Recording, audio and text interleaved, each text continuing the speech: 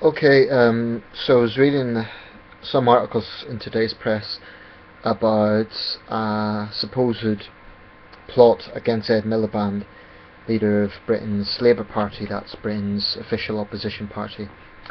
Um, and it got me thinking about who might well be our next Prime Minister and what sort of names are likely to come up.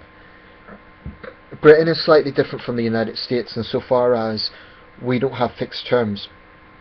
Roughly speaking, a parliamentary period is between 4 and 5 years. Roughly speaking, sometimes it's longer, sometimes it's shorter. So the average sort of period of a premiership is roughly 4 to 5 years. The longest premiership has been Sir Robert Walpole, but that was way back in the 18th century when it was a very, very different sort of environment. He was Prime Minister for some 20 years. The shortest premiership so far, I believe, has been George Canning, which was less than a year. So average is about 4 years. David Cameron is our 53rd Prime Minister. He's the youngest in 200 years, and he's been Prime Minister now for just over 4 years. So roughly the median sort of time. That is a little bit longer than Lord Derby, and a little bit shorter than Sir Robert Peel. So, regarding who will be our next Prime Minister, the general election will be May next year, so it's about 6 months away. This has been quite a long Parliament compared to usual. Usually it's less, it's 4 years. This has been 5 years, so it has been quite a long Parliament. And to me, it feels longer than 4 years because an awful lot has happened in this period. We've had the Queen's Jubilee, we've had the London Olympics, we've had a whole range of other things going on, the Royal Wedding, austerity cuts, massive protests against that. It's been a very controversial government, in part because it's our first coalition government since World War II. Coalitions are not common in Britain, they're more common in mainland Europe, countries like Germany. Regarding the supposed plot against Miliband, I should say this sort of thing gets rumoured all the time, and against the Prime Minister as well. I think it keeps journalists busy to create the idea that there might be a plot against a leader of a big political party. Sometimes there is and sometimes there isn't. But according to the reports, there's open dissatisfaction within Labour, because although the party itself is polling quite well, very few British people see Mr Miliband as Prime Ministerial. I've made a video before about how I dislike image politics, and I think that Mr Miliband is suffering from the same sort of ridicule from the right-wing press that Gordon Brown faced, and Michael Foot faced, and others have faced. The problem is we do unfortunately live in an image-orientated era, and Miliband does come across more as a sort of academic, a bureaucrat rather than a statesman. And I think that's unfortunate because I personally think he's a decent man. I quite like him. I certainly don't agree with all his philosophies too far to the left for me, but there's areas I think he makes fair points in. I think he's a decent man. And I do believe he's a conviction politician. I believe he's a man of compassion. But I don't think he'll be Prime Minister. With the best will in the world, I do not think Ed Miliband is going to be Prime Minister this time next year. I think what will happen next year is the coalition will divide, but the Tories will scrape through. It will be very close, but the Tories will just about make it, because Labour under Ed Miliband will be seen as unelectable. And even if they change leader before then, that changing a leader before an election is not a good idea. It would just show the party is disorganised. I still haven't decided who I'm going to vote for. The Lib Dems are going to suffer heavily, there's no question about that, because they have taken a massive backlash from joining in coalition government, and they're sort of seen as the poster boys in some ways of the cuts, even though, which is somewhat unfair, because with people focusing solely on the negative, they ignore the positive contributions the Liberal Democrats may have made to government. And certainly there's a lot of ministerial differences between the Lib Dems and their Conservative colleagues. So coalition government is messy in that sense. And this isn't, by the way, I don't want to make a video specifically about the rights and wrongs of coalition, that's for another time. I just want to talk here about who will be our next Prime Minister. So, within Labour, the people named in this supposed plot were Yvette Cooper and Andy Burnham. Andy Burnham is the Shadow Health Secretary. Yvette Cooper, I believe, is the Shadow Home Secretary. Which means they would respectively take the jobs of Theresa May and it's no longer Andrew Lansley at Health, I think it's Jeremy Hunt. Anyway, they're the names that were quoted by the Daily Mail, although I should say the Daily Mail is a newspaper that clearly has a vendetta against the Labour Party, so that should be taken with caution. The names that have long been sort of seen as future stars of the Labour Party are Rachel Reeves and Chuka Umunna, but maybe they haven't been quite on the scene long enough to be seen as prime ministerial at this stage. I believe they're both in their early 40s. I believe skip one general election, maybe look at 2020, and either one of them is a potential prime minister. Rachel Reeves would be our second woman prime minister, and Chuka Umunna would be our first black prime minister. He has been called Britain's Barack Obama for that reason. They're both Blairites, they're both certainly rising political stars, but the traditional Labour might be not trust them. On the Conservative side, there's a lot of names that are potential successors to David Cameron.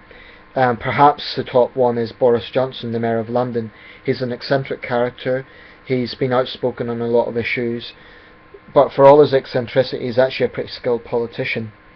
I mean, he's sort of seen as a bit of a clown, but I think he's actually a pretty skilled politician, and believe me, I am no advocate of Toryism.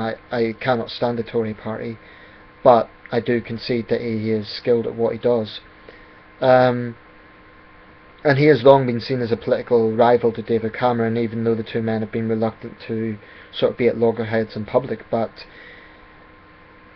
it's one thing being Mayor of London, which is a powerful position, but Londoners tend to like eccentrics as Prime Minister. The last Mayor of London, the last Mayor of London was on the hard political left. That was Ken Livingstone. So far the two mayors of London have been very colourful characters, but I'm not sure if that would necessarily work in the rest of the country. So what Londoners tend to go for wouldn't necessarily work in the rest of Britain. By comparison, if you look at David Cameron, he's quite a down-to-earth figure, in the sense that he's not down-to-earth. I mean, many people would say he's a toff, but he's Mr. Normal in comparison to Boris Johnson. I think David Cameron will get re-elected, but I don't think he'll serve as long as Tony Blair. I think it'll be something like major. I think at some point there'll be some scandal and he'll have to step down.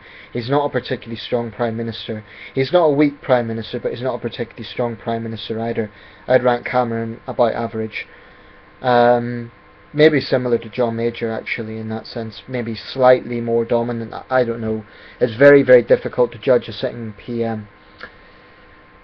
So within the Tory party, there's Boris Johnson. Theresa May is a very strong candidate. She's a Home Secretary. Although she's had quite a rocky period in office, she is a tenacious figure. She's got through all of it without resigning, which in itself is quite a feat. She's had a rocky relationship with the Police Federation. But, you know, she's a potential Prime Minister. And she's not as confrontational as Thatcher, so she may actually have a more broad-reaching appeal than Thatcher did. I think she's a more amicable figure. Who else do we have within the Tory party? George Osborne. Traditionally, Chancellors of the Exchequer have often assumed the role of Prime Minister. Many Prime Ministers were indeed Chancellor. There's Gordon Brown, James Callaghan. They both served as Chancellor at one point. John Major, for that matter.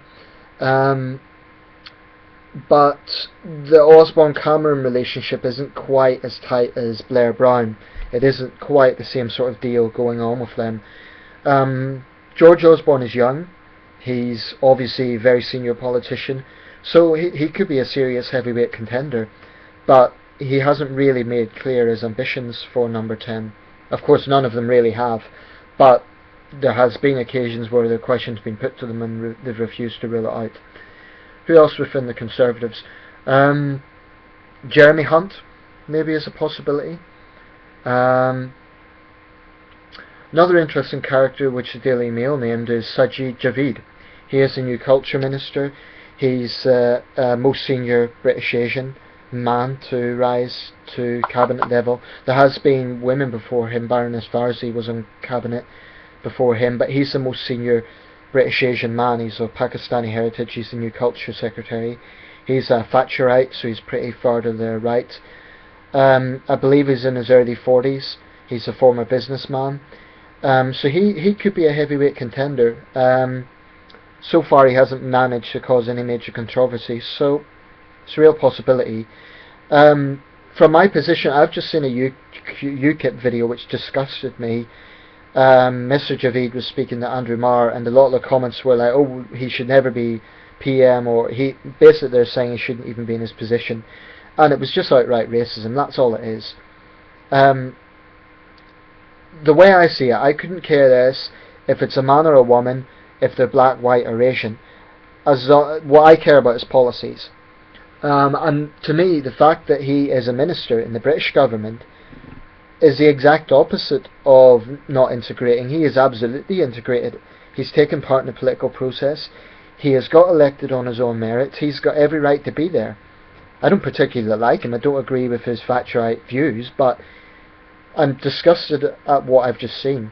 Anyway, Sajid Javid could be a serious contender. And anyone that says he shouldn't be Prime Minister because he's Asian, rubbish. He's a British citizen. He has as much right to opportunity as anyone, as you or me. Anyone in this country should have a right to be Prime Minister so long as they can prove themselves as a leader. I mean, it's not a light thing, it's a major thing, obviously. But what I'm saying is something to do with ethnicity, or I mean, the point here is he is a British citizen. So it was disgusted by some of those comments, and it just goes to show UKIP really, at its core, is a racist party, despite what they say. What other potential names are in there? I had thought of Andrew Lansley for a while, but there has been a trend in recent years for younger people to assume the top roles. I think there's almost an ageism going on in politics. Lansley's now well into his 50s. I mean, this is quite a young government. If you look at a lot of the top positions, a lot of the ministers are in their 40s. This is a young government. So I do suspect that there is an ageism factor actually at play. Much bigger than sexism. I think ageism is a problem in politics. But let me know your thoughts. If you are, and this is not about, you know, who you like or dislike, just who you think will be the next Prime Minister. Not who you want to be the next Prime Minister, but who you think will be the next Prime Minister. Nick Clegg is a kingmaker. I don't think he will ever be Prime Minister, and I don't think any Liberal will, because that party is seriously damaged. I don't think Nigel Farage can become Prime Minister, but again, UKIP is going to be very influential. They're already the third party, and I hate to say it, they might one day be in government. I am very uneasy about UKIP, and I've made another video about them, but the fact of the matter is they are getting a lot of support. So whoever's leader of UKIP we have to take seriously. Farage is a very skilled politician.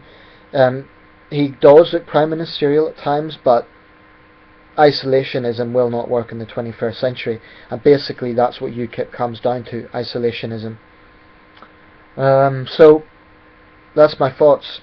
Those are just some names that are a possibility. Again, within Labour, Tristram Hunt is possible. He's another rising star in the Labour Party. So let me know your thoughts. By the way, other parties I haven't mentioned simply because I believe they're far too small. The Greens, the BNP, God forbid. Other parties they just haven't named because they're too small. Within Scotland, I hope that that Mr. Murphy becomes I've just forgotten his first name. Well, yeah. Anyway, Mr. Murphy. I hope he becomes Scotland's first minister. I've literally just forgotten the guy's first name, even though I've been following him regularly. The Scottish Nationals still are looking for their independence, even though there was a referendum held, and the people of Scotland made their voice clear. But anyway, let me know your thoughts. Who do you think will be Britain's 54th Prime Minister?